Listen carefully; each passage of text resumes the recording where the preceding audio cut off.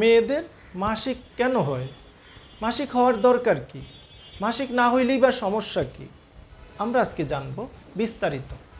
মেয়েদের জীবনে যৌবনকাল থেকে শুরু করে 40-50 বছর বয়স পর্যন্ত তাদের জনন অঙ্গের মধ্যে, প্রজননতন্ত্রের এই অঙ্গগুলোর মধ্যে যে চক্রাকার ঘটনা সংঘটিত হয় তাকে বলা হয় রজচক্র বা মিনিস্ট্রুয়াল সাইকেল। এই রজচক্রের প্রথম দিন থেকে 3 দিন বা 5 দিন বা 7 দিন পর্যন্ত তাদের জনন অঙ্গ থেকে রক্তস্রাব হয়। এই রক্তস্রাবকে বলা হয় মাসিক ঋতুস্রাব বা রজস্রাব। মহিলাদের জনন অঙ্গের প্রধান জনন অঙ্গ হলো ডিম্বাশয়, 2টা ডিম্বাশয়।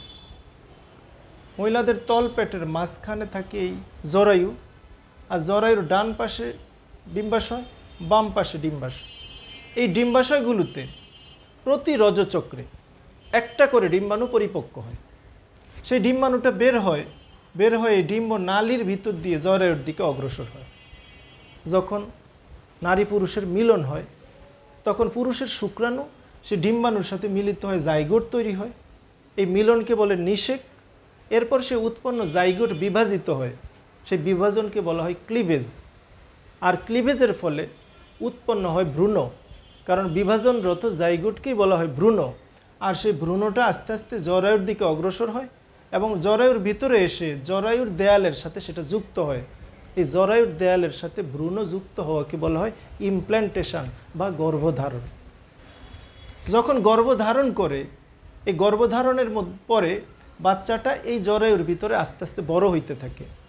মোট 280 দিন সময় লাগে বাচ্চা পরিপক্ক হয়, পরিণত হয়। এরপর সেই মানব শিশু প্রসবের মাধ্যমে পৃথিবীতে আসে। কিন্তু যদি শুক্রাণু ডিম্বাণুর মিলন না হয় তাহলে এই জাইগোট তৈরি হয় না, জাইগোট বিভাজিত হয়, ভ্রূণ সৃষ্টি হয় না, সেই ভ্রূণ জরায়ুর দেয়ালের সাথে যুক্ত হয় না, অর্থাৎ ইমপ্ল্যান্টেশন ঘটে না বা গর্ভধারণ ঘটে না। তখন কি হবে? যদি গর্ভধারণ না হয় তাহলে সেই অনিষিক্ত ডিম্বাণু, জরায়ুর দেয়ালের ভিতরের স্তর এন্ডোমেট্রিয়াম, এগুলো নষ্ট হয়ে যায়। এখন জরায়ুর দেয়ালটা প্রতি রজচক্রে নতুন করেই তৈরি হয়। আবার যদি ডিম্বাণু নিষিক্ত না হয় তাহলে সেই অনিষিক্ত ডিম্বাণু সহ এই জরায়ুর দেয়ালের টিস্যু সহ রক্ত, মিউকাস সহ মহিলাদের এই জননাঙ্গ থেকে বের হয়ে যায়। আর এই রক্তটাকে বলা হয় রজস্রাব বা মাসিক রক্তস্রাব। এটা 3 দিন, 5 দিন বা 7 দিন পর্যন্ত চলে।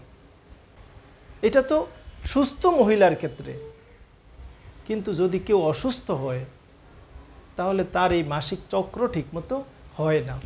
আর মাসিক চক্র যদি ঠিকমতো না হয়, রজচক্র যদি ঠিকমতো না হয়, তাহলে সেখানে ডিম্বাণু ঠিকমতো তৈরি হয় না, ডিম্বাণুর ওভুলেশন ঠিকমতো হয় না।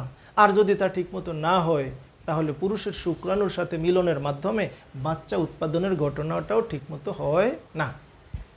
এই জন্য মেয়েদের জীবনে, মহিলাদের জীবনে এই রজচক্র, মাসিক এই চক্রটা যথাযথভাবে হওয়া, ঠিকমতো হওয়া মানুষের প্রজননের জন্য অত্যন্ত জরুরি।